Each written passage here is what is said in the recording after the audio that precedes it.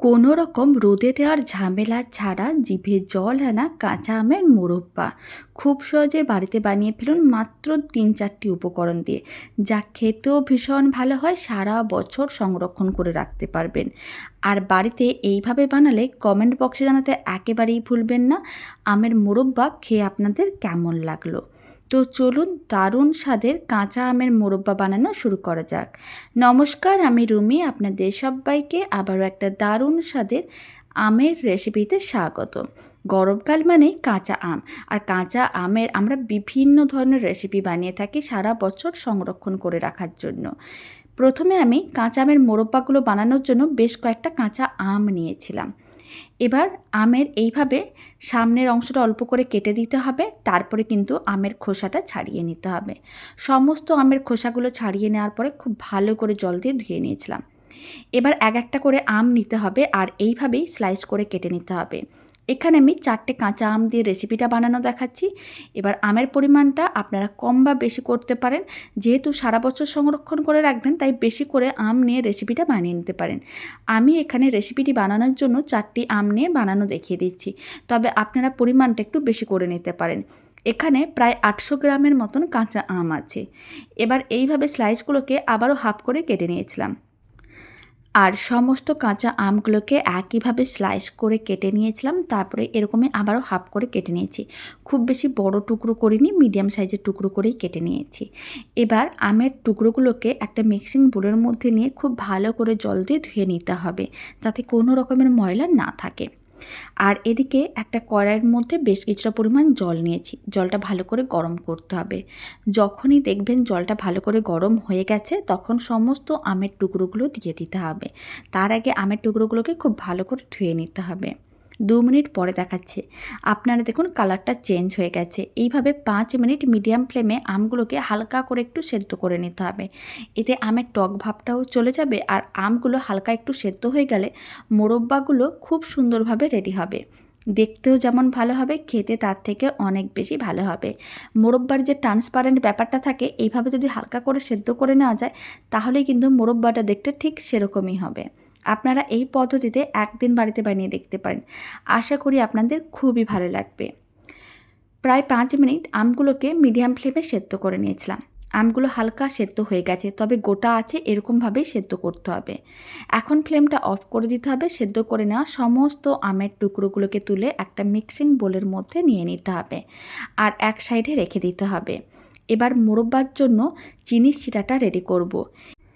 আর এইভাবে একবার বাড়িতে বানিয়ে দেখতে পারেন, সারা বছর কি 2 বছরও এই মোরব্বা ভালো থাকবে, আর খুব কম সময় কম উপকরণে রেডি হয়ে যাবে। কড়াই থেকে বাকি যে জলটা ছিল সেটা ফেলে দিয়েছিলাম। এখন কড়াইয়ের মধ্যে আমি দিয়ে দিলাম 2 কাপের মতন জল দিচ্ছি। এখানে আমি 800 গ্রামের মতন আম নিয়েছিলাম, তাই 2 কাপ জল দিচ্ছি, মানে 400 ml মতন জল দিয়ে দিলাম। এবার চিনি দিতে হবে, ঠিক যতটা আমি আম নিয়েছিলাম তার হাফ চিনি দিতে হবে। আমি এখানে 400 গ্রাম চিনি দিচ্ছি। মোরব্বার জন্য চিনির পরিমাণটা একটু বেশি করেই নিতে হয়, তাহলে মোরব্বার মধ্যে কোনো রকম টক ভাব থাকে না, আর খেতে অনেক বেশি ভালো হয়। 400 গ্রাম চিনি নিয়ে কড়াইয়ের মধ্যে আমি 400 গ্রাম চিনি দিয়ে দিলাম। এবার চিনি ও জলটা খুব ভালো করে মিশিয়ে নিতে হবে, আর চিনিগুলো মেল্ট হওয়ার জন্য অপেক্ষা করতে হবে। ফ্লেমটা মিডিয়াম টু হাইতে করে দিচ্ছি, এতে চিনিগুলো অনেক কম সময়ের মধ্যে মেল্ট হয়ে যাবে। এবার কড়াইয়ের মধ্যে দিয়ে দিতে হবে, মানে চিনি শিরার মধ্যে দিয়ে দিতে হবে কয়েকটা এলাচ। এখানে আমি 5টার মতন গোটা এলাচ নিয়েছিলাম, হালকা করে একটু ফাটিয়ে দিয়েছি, এতে ফ্লেভারটা খুবই ভালো আসবে। 2টো তেজপাতা দিলাম, 1 চিমটের মতন লবণ দিলাম। যে কোনো আচারে, মানে এরকমই মিষ্টি আচারে 1 চিমটের মতন লবণ দিলে এর স্বাদ কিন্তু অনেকটাই বেড়ে যায়। খুব বেশি লবণ দেওয়ার দরকার নেই, 1 চিমটের মতনই দিতে হবে। খুব ভালো করে একসঙ্গে মিশিয়ে নিতে হবে। খুব ভালো করে মিশিয়ে নেওয়ার পরে এখন কিন্তু এইভাবে হাই ফ্লেমে 2 থেকে 3 মিনিট রেখে দিতে হবে। এতে চিনিগুলো খুব ভালোভাবে মেল্ট হয়ে যাবে, আর চিনি শিরাটা খুব ভালো করে ফুটে উঠবে।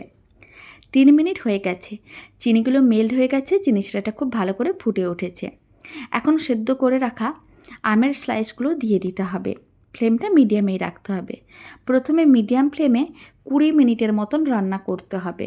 20 মিনিট পরেই দেখবেন কালারটা হালকা চেঞ্জ হয়ে যাচ্ছে। আর মোরব্বা হাতে কিন্তু একটু টাইম নিয়েই বানাতে হবে, তাহলে মোরব্বাগুলো দেখতে যেমন ভালো হবে আর একবার বানিয়ে আপনারা 1 থেকে 2 বছরও সংরক্ষণ করে রাখতে পারবেন। কোনো রকম রোদে দেওয়ার ঝামেলারও প্রয়োজন পড়বে না। প্রায় 25 মিনিট হয়ে গেছে, আপনারা দেখুন কালারটা কিন্তু হালকা করে চেঞ্জ হয়ে যাচ্ছে। এইভাবে আরও 40 মিনিটের মতন লো ফ্লেমে রান্না করে নিতে হবে। যত টাইম নিয়ে মুরব্বা রেডি করবেন ততই কিন্তু মুরব্বাটা দেখতে ভালো হবে আর খেতেও ভালো লাগবে। মোটামুটি আমি এখানে মুরব্বাটা প্রায় 1 ঘন্টার মতন রান্না করে নিয়েছিলাম। আপনারা দেখুন কালারটা কিন্তু একেবারেই চেঞ্জ হয়ে গেছে। প্রথমে আমি 20 মিনিটের মতন রান্না করে নিয়েছিলাম, তারপর আমি আবারও 1 ঘন্টার মতন এইভাবেই কিন্তু লো ফ্লেমে রান্না করে নিয়েছিলাম। মুরব্বাটা রেডি হয়ে গেছে। এবার কিন্তু ফ্লেমটা অফ করে মুরব্বাগুলোকে ঠান্ডা করে নিতে হবে। আর আপনারা দেখুন কতটা সুন্দরভাবে রেডি হয়েছে, ট্রান্সপারেন্টটা আপনারা দেখুন। দেখলেই বুঝতে পারবেন যে মুরব্বাটা একেবারেই কিন্তু মানে চিনি শিরাটা ভালো করে আমের মধ্যে চলে গেছে, দেখে বোঝা যাচ্ছে। এখন ফ্লেমটা অফ করতে হবে আর মুরব্বার মধ্যে অল্প করে একটু ভিনিগার দিতে হবে।